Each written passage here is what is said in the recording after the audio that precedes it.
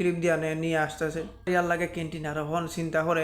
সালামু আলাইকুম বন্ধুরা, তো আজকে বিজ্ঞান একটু কাজ করতেছি যে ফ্রিজের কাজ করে উমানি বলতেছে আমার একটু মুসাহাদা করো, তুর্কির থেকে মানে ফ্রিজ নিয়ে আসছে।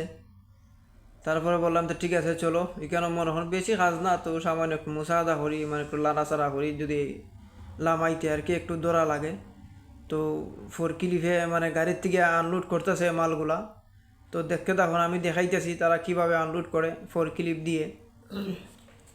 এখানেও দেখেন 4জন হেল্পার আছে উপরে, তারা এখানের মাঝে তুলে তুলে দিতেছে আর কি।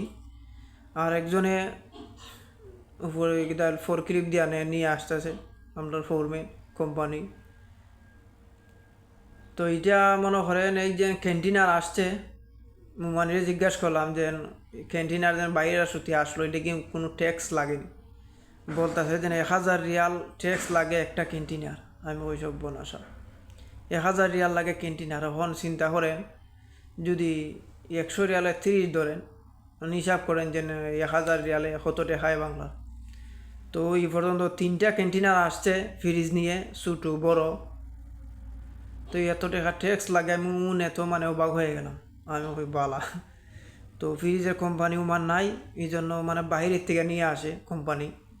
আর যে ফোর ক্লিপ দিয়ে মানে লামানো হচ্ছে, এগুলা ফোর ক্লিপ মনে করেন চালানি একদমই সহজ, বলতে একটু খালি লক্ষ্য রাখতে হয় যে মনে করেন কোনো দিকে যাতে মানে একটু জল টল না খায়, আর সাবধানতাভাবে মানে আওয়া লাগে আর কি। ফ্রিজ নিয়ে একটু যদি সামান্য 19 থেকে 20 হতে হলে ফ্রিজ ফরে যাবে, ভেঙে যাবে। আচ্ছা যাই হোক বন্ধুরা, সবাই ভালো থাকবেন, খুদা হাফেজ।